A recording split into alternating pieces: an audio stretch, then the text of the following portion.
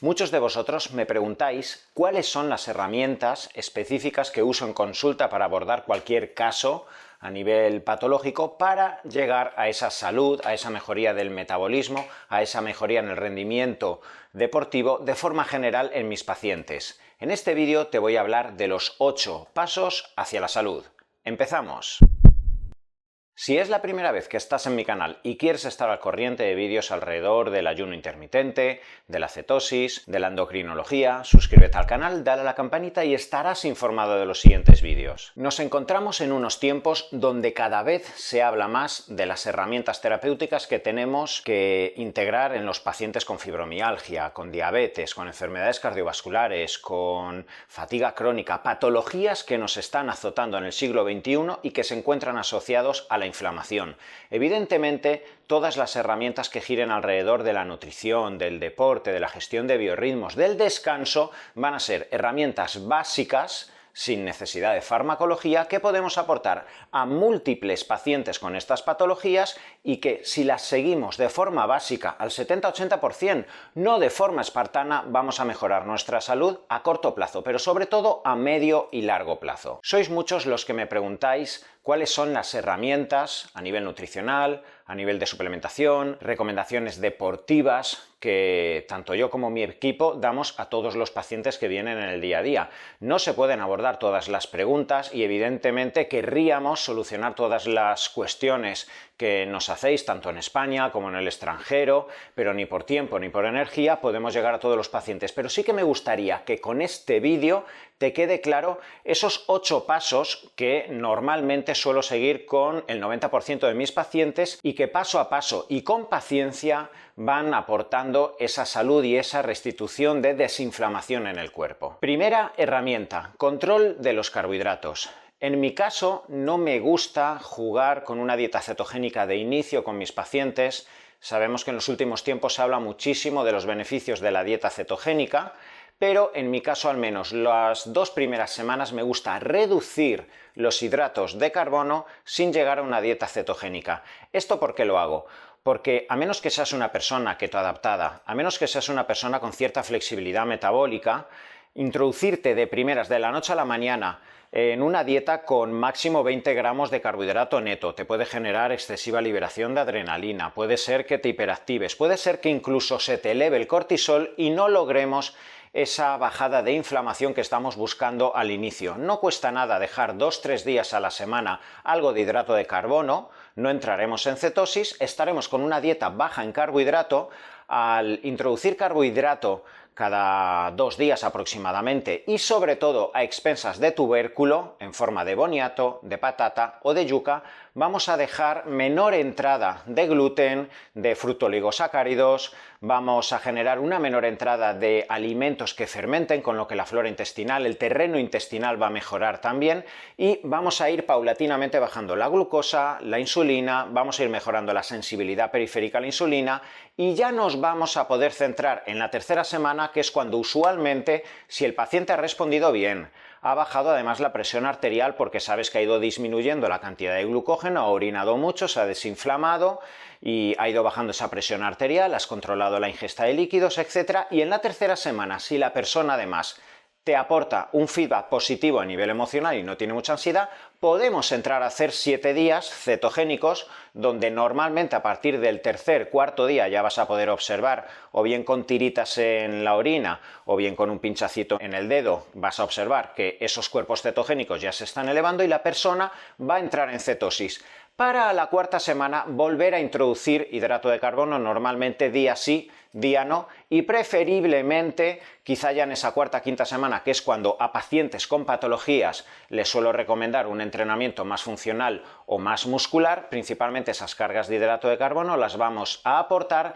posterior al entrenamiento. Te vuelvo a indicar por qué no entro en cetosis con mis pacientes normalmente desde la primera semana, porque estamos hablando de pacientes con patologías. Si eres una persona que está viendo ahora mismo este vídeo y eres deportista, estás acostumbrado a hacer 4 días a la semana CrossFit, etc., evidentemente tú sí puedes empezar el lunes próximo con una cetosis controlada, sin déficit calórico extremo, controlando los micronutrientes, etc. ¿Por qué? Porque estás adaptado. Pero si hablamos de personas con fibromialgia, con colitis ulcerosa, con diabetes tipo 2, con arteriosclerosis. Ya partimos de la base de que esta persona está inflamada y no queremos generar una cetosis que al menos a corto plazo hiperactive su sistema nervioso autónomo, que genere elevaciones de cortisol y se genere una neoglucogénesis. Paso a paso. Segundo paso a seguir para llegar a esa salud definitiva: la comida trampa. ¿Cuántos de vosotros me preguntáis cuándo hacer esa famosa comida trampa? Y cuando hablo de comida trampa no me refiero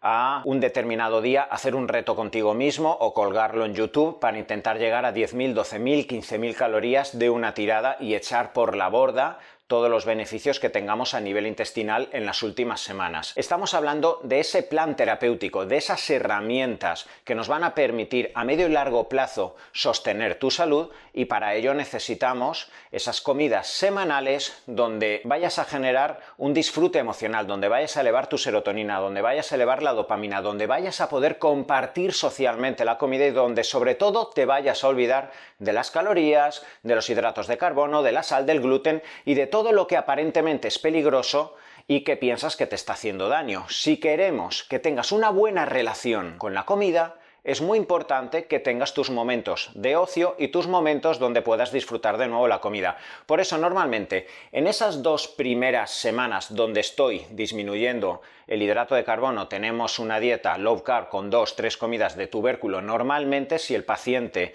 no tiene una alta carga de ansiedad de base, le voy a decir que no haga comida trampa. La tercera semana en cetosis es cuando menos quiero que se haga la comida trampa, porque si hemos disminuido en esa tercera semana mucho las concentraciones de insulina, de glucosa, ahí sí que estamos buscando acelerar la sensibilidad a la insulina, favorecer la autofagia, etcétera. Es cuando menos queremos que la persona se hinche a refinados, a azúcares, etc. Pero en la cuarta semana, cuando volvemos a introducir esos hidratos de carbono, sí que podemos ya permitirnos una comida trampa, incluso aunque a menos que seas celíaco vayas a introducir gluten, etc. No pasa nada, puede ser que al día siguiente subas algo de peso. Tienes que ser consciente de ello, puede ser que te inflames un poco, que te levantes con los dedos hinchados, más si eres una mujer, que tenga permeabilidad intestinal, que de base tengas un hipotiroidismo subclínico. No te peses al día siguiente porque puedes subir 1 kilo en forma de líquido por ese glucógeno que de nuevo vas a acumular en el organismo, pero luego lo vas a orinar y si te pesas a las 48 horas verás que estás en el mismo sitio, lo has disfrutado, te has levantado sin sentimiento de culpa y poco a poco vas sosteniendo que durante 6 días claves tu dieta y que un día a la semana una comida vayas a saltarte esa dieta y lo vayas a disfrutar con tus seres queridos o solo viendo la televisión. Otro consejo que te doy: a partir de esas 4 o 5 semanas que estés introduciendo las herramientas de salud, introduce esa comida trampa después de un entrenamiento metabólico, muscular, TRX, Body Pump, lo que te guste hacer, sobre todo si es un entrenamiento muscular, porque esa carga calórica de hidrato de carbono, incluso de grasas trans, hidrogenadas, azúcares refinados, etc., siempre va a ser más beneficioso en un entorno donde acabas de entrenar y en cierto modo esa insulina puede ser hasta beneficiosa si acabas de entrenar en los últimos 60-90 minutos. Tercer paso para llegar a la salud: introducción del deporte. Si estamos hablando de personas con patologías crónicas multifactoriales, muchos de los pacientes que recibimos en el día a día hace meses, hace años que no pueden hacer nada de deporte. O por contra, tenemos pacientes que llevan arrastrando síndrome de sobreentrenamiento, de demasiada excitación del sistema nervioso autónomo, problemas para dormir, insomnio, irritabilidad, ira emocional, fluctuaciones emocionales,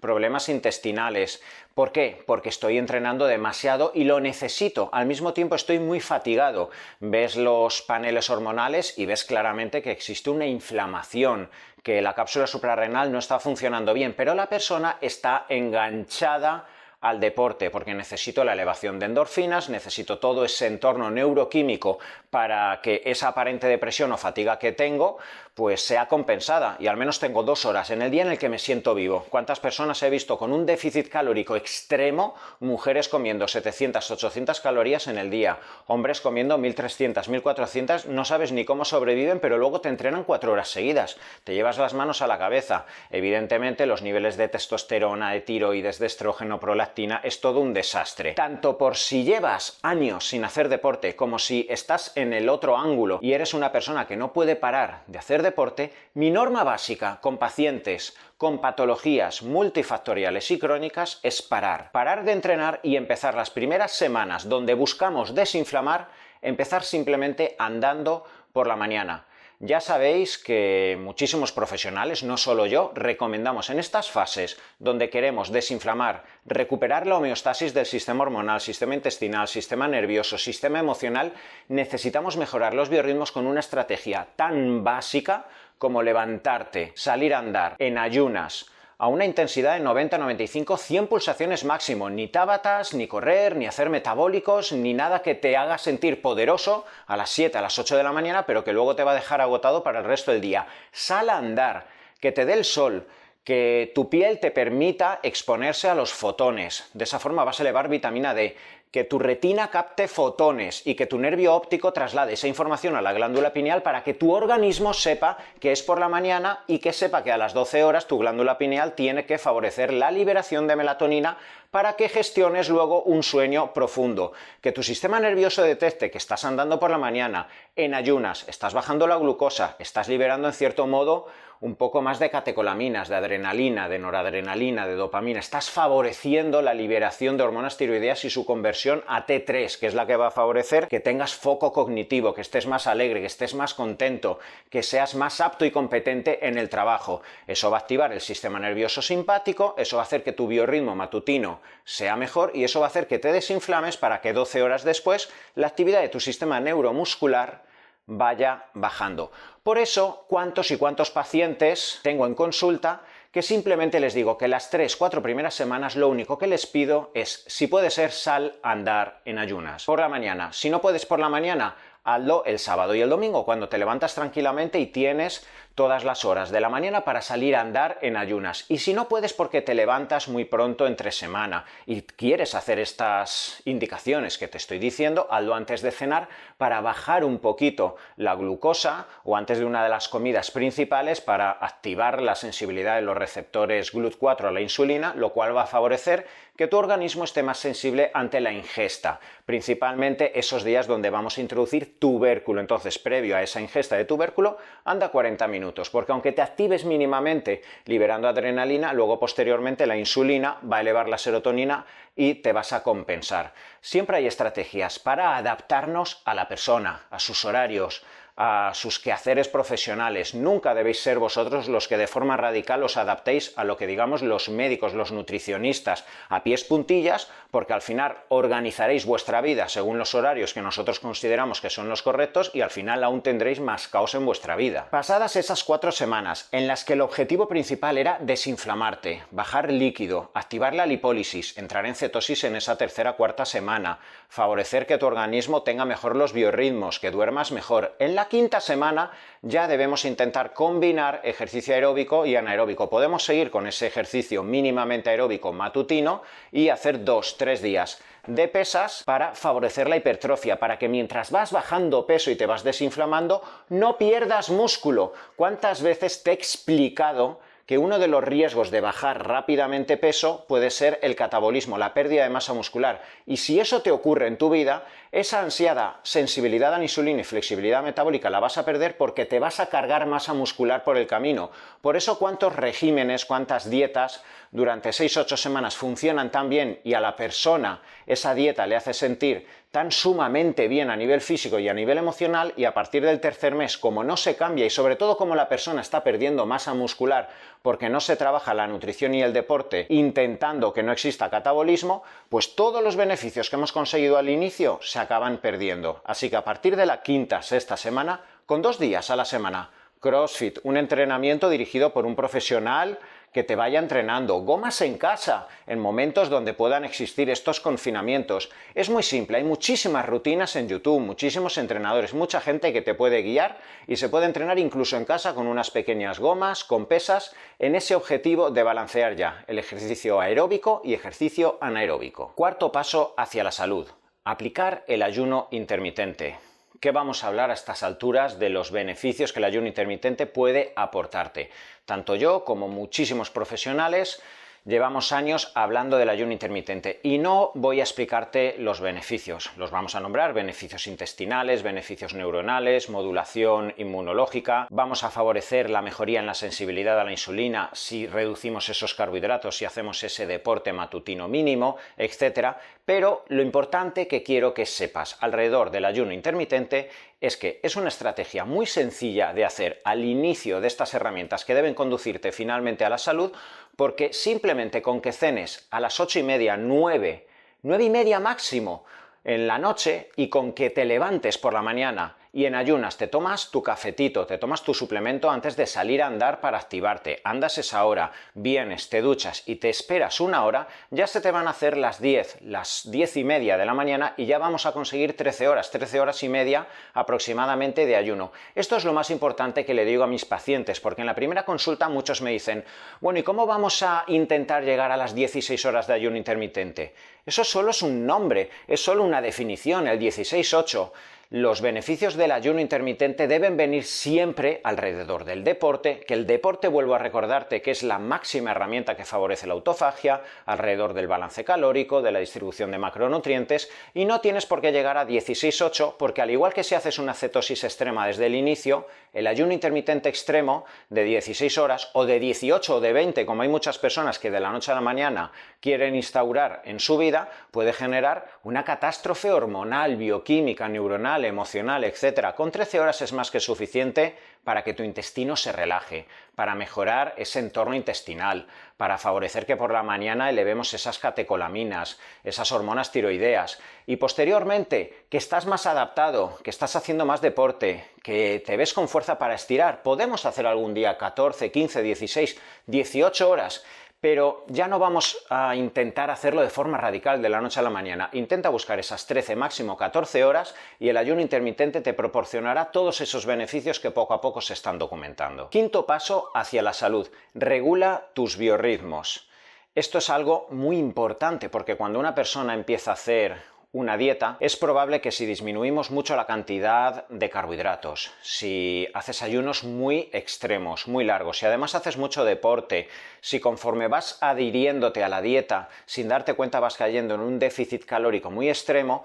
¿cuántas veces he visto personas que en esa hiperactividad del sistema nervioso autónomo, en esas primeras semanas donde de forma aparente la persona mejora mucho su sintomatología? ¿Por qué? Porque se está desinflamando a pasos agigantados, y al bajar los niveles de insulina y al favorecer la lipólisis, etcétera, vamos disminuyendo la lipotoxicidad, la persona con fibromialgia, con fatiga crónica, con colitis ulcerosa, con muchas patologías asociadas al síndrome metabólico, empieza a mejorar. ¿Qué ocurre? Si tiendo a llevarlo todo al extremo, y esto es algo muy característico del ser humano, si algo me funciona lo voy a llevar al extremo, me voy a adherir tanto que luego van a aparecer los efectos secundarios, y uno de esos efectos secundarios es el desequilibrio de los biorritmos, que son esas funciones biológicas asociadas a el día o la noche. Y si de forma particular muchas personas con patologías crónicas a nivel intestinal, a nivel suprarrenal, a nivel del sistema nervioso central, ya suelen tener problemas de sueño, de activación matutino, etc.,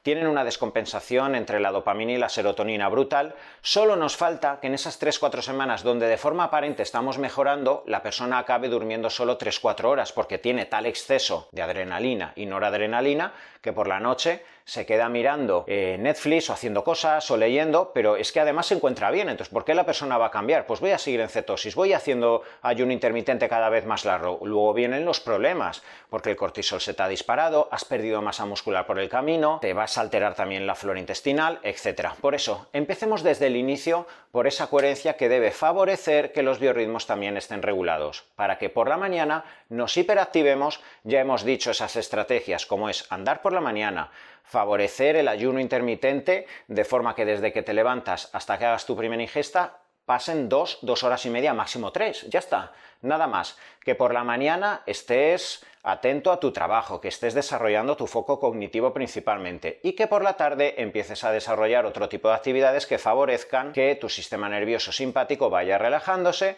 que tu sistema neuromuscular vaya relajándose. Y una estrategia que suelo utilizar con muchos de mis pacientes, sobre todo en esa quinta, sexta semana donde ya necesitamos cargas musculares, donde necesitamos hipertrofiar mínimamente, es que hagas ese ejercicio a las 6, 6:30 de la tarde, para que posteriormente puedas hacer la carga de hidrato de carbono y junto a hidroxitriptófano, 5-HTP. Esto os lo explicaré posteriormente cuando hable de los suplementos, pero esas cargas de hidrato de carbono, principalmente posterior al entrenamiento y a las 7 o a las 8 de la tarde aproximadamente, nos van a favorecer que ese pico de insulina post-entrenamiento favorezca la entrada del triptófano a través de la barrera hematoencefálica y que en el cerebro aumente la serotonina y la melatonina, con lo que nuestros biorritmos a lo largo de la semana se van a ver beneficiados. Sexto paso hacia la salud. Vigila tus hormonas. Es vital que si eres una persona que vas a querer incluir todas estas herramientas alrededor de la nutrición, alrededor del deporte, que vas a intentar poco a poco hacer alguna semana cetogénica, etcétera. Veas si estás preparado para hacer ayunos largos, para hacer entrenamientos posteriormente a partir del segundo mes musculares, etcétera. Es por ello muy importante que vigiles con una analítica que puedas ver y que previamente te pueda vigilar sobre todo un profesional médico tus niveles de tiroides, por si tienes un hipotiroidismo subclínico, que haría que quizá incluso la semana cetogénica la tengas que hacer con cuidado, vigilando que no caigas en un déficit calórico extremo. Tendríamos que ver tus niveles de testosterona, si eres un hombre, testosterona total, el estradiol, si eres una persona que además vas a hacer pesas, porque incluso desde el inicio te ves preparado para hacer pesas, puede ser que aromatices si tus niveles de testosterona empiezan a aumentar y sobre todo si tienes grasa abdominal habrá que vigilarlo. Si eres una mujer con menopausia, también tenemos que ver tus niveles de insulina porque en muchas ocasiones a partir de la menopausia y ante ese déficit de estrógeno y progesterona existe de base una resistencia a la insulina y quizá hay que plantearse también una reposición hormonal. Puede ser que de forma camuflada tengas esos niveles de insulina muy elevados, aun siendo joven, incluso aun siendo delgado, porque tengas mucho catabolismo, mucho estrés, etc. Puede ser que tus niveles de dehidroepiandrosterona, DEA, estén muy bajos. Esta es una hormona que sobre todo a partir de los 35 o 40 años cada vez la veo más baja y no nivelarla y no favorecer que la cápsula suprarrenal vuelva a elevarla impide en muchas ocasiones que pacientes con patologías crónicas asociadas a fibromialgia, cansancio crónico, síndrome de fatiga central, colitis ulcerosa, enfermedades autoinmunes no acaben de mejorar. Te dejo un enlace en la etiqueta si quieres saber más acerca de la DEA. En definitiva, si eres una persona que a partir de los 35 o 40 años tienes un espectro de patologías crónicas multifactoriales, antes de empezar con todas estas herramientas de las cuales te estoy hablando, no estaría mal que te hagas un panel hormonal y verifiquemos si tienes un déficit o un desequilibrio en todas estas hormonas. Séptimo paso hacia la salud,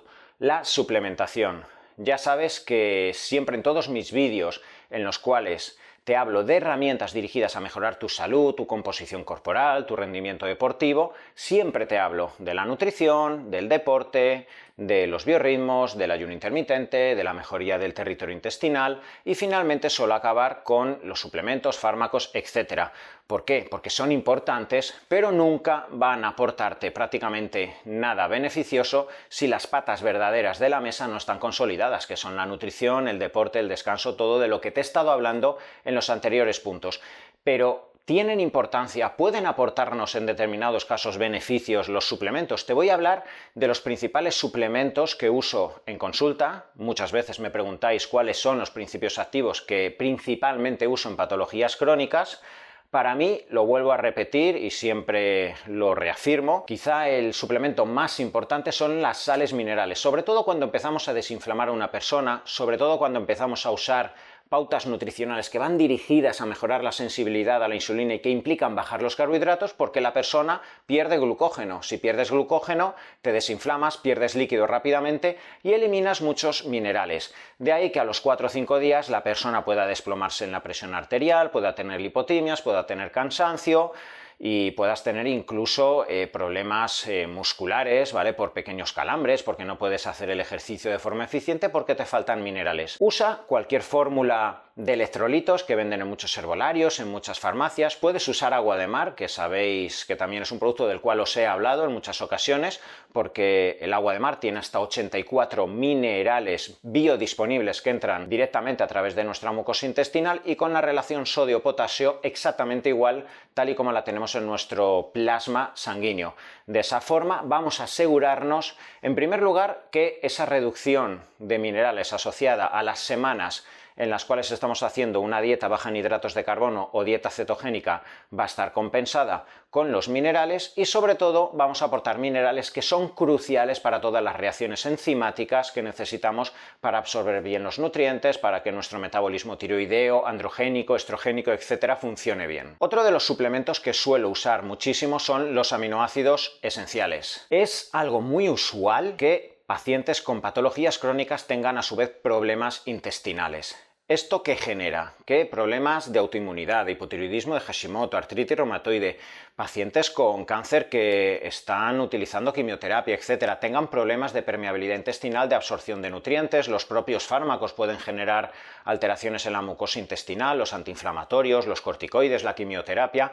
La persona incluso en ocasiones es que ni quiere comer. ¿Qué va a ocurrir? Una desnutrición. Y si ya te había explicado en los anteriores puntos que es vital que mantengas tu masa muscular para conseguir tu salud, necesitamos eficiencia en la absorción de nutrientes, especialmente los aminoácidos esenciales. Por eso suelo utilizar en muchísimas ocasiones, en muchos de mis pacientes, junto a la primera comida sólida, 10 gramos de aminoácidos esenciales, y cuando empieza de nuevo a hacer ese ejercicio anaeróbico de 2-3 días de pesas, de gomitas, etcétera, justo al acabar, también les suelo introducir con algo de fruta aminoácidos esenciales para favorecer esa reconstitución no solo de la masa muscular, sino de todas las estructuras que en tu organismo dependen de la proteína. Existen muchísimas marcas en el mercado. A mí me gusta utilizar muchísimo GFS de la marca Vitobes. Ya sabéis que os he hablado también en muchas ocasiones de este tipo de aminoácidos, pero tenéis los MAP, tenéis también Amix, Scientific Nutrition, muchísimas marcas consolidadas en el mercado que os van a asegurar una entrada de aminoácidos esenciales a través de vuestra mucosa intestinal. Como siempre os digo, que los aminoácidos sean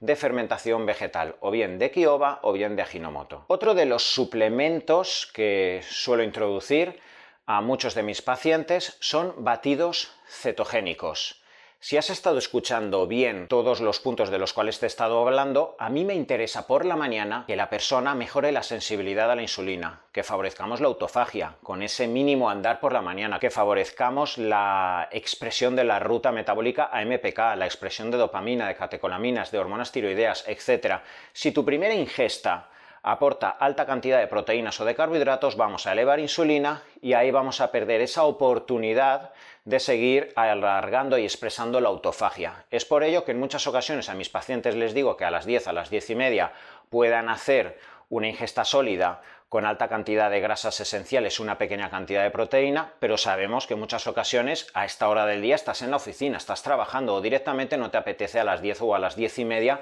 hacer una ingesta sólida. Por eso existen muchísimas marcas que cada vez están tomando más conciencia del uso de batidos cetogénicos con alta carga de grasas esenciales, pudiendo llegar a ese 60-70% que idealmente una dieta cetogénica tiene que aportarte calorías en forma de grasa y una mínima cantidad de proteína que no te eleve la insulina pero te evite la neoglucogénesis. Ya sabéis que yo mismo en la marca B-Levels he elaborado un batido cetogénico con ese 70% de calorías en forma de grasas esenciales para todos mis pacientes, que les suelo dar esa opción o bien sólido o bien líquido, para seguir alargando esa mejoría en la sensibilidad a la insulina o seguir alargando esa autofagia matutina. Y por último, el resto de suplementos que normalmente suelo usar al inicio con todos mis pacientes van dirigidos a la mejoría de esos biorritmos de los cuales te he estado hablando. Vamos a utilizar suplementos dirigidos a hiperactivar por la mañana, a favorecer la sensibilidad a la insulina, a elevar la producción de catecolaminas,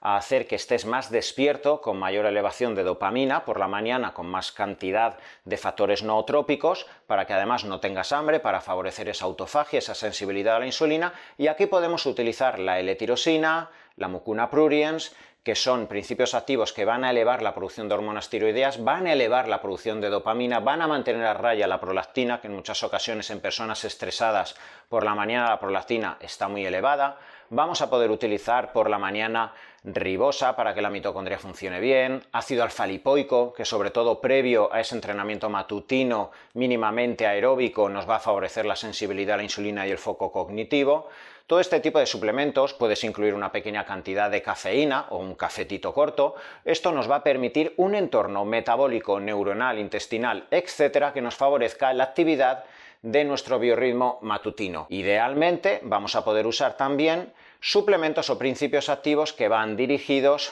a modular nuestro biorritmo nocturno, donde vamos a poder introducir GABA, magnesio, que nos van a favorecer que nuestro sistema neuromuscular se relaje, el 5-HTP, que sabéis que es ese triptófano, que además para esos días donde vamos a cargar hidrato de carbono posterior a tu entrenamiento nos va a funcionar muy bien, elevando la serotonina y favoreciendo que por la noche el sueño sea más profundo. Vamos a usar la melatonina. Todo este tipo de principios activos por la noche nos van a favorecer que el sistema nervioso autónomo por la mañana se exprese hacia el simpático y por la noche hacia el parasimpático. Octavo y último paso hacia la salud: equilibrio emocional. Ya sabéis que todas estas patas de las cuales te he estado hablando, tanto en este vídeo como en muchos otros vídeos, no se va a sostener y sobre todo no va a generar adherencia a largo plazo si no existe un equilibrio emocional de base. Y como siempre te digo,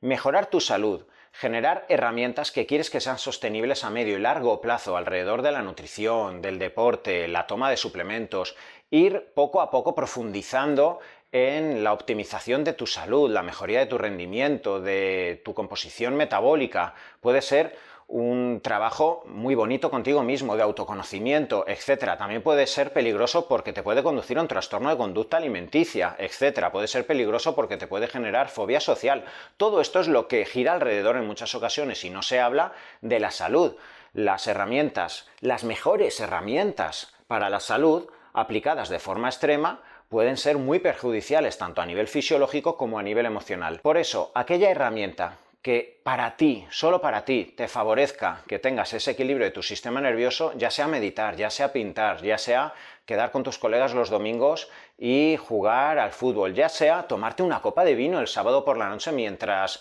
estás viendo una película, esa comida trampa que quieres tomar con tus niños comiéndote una pizza,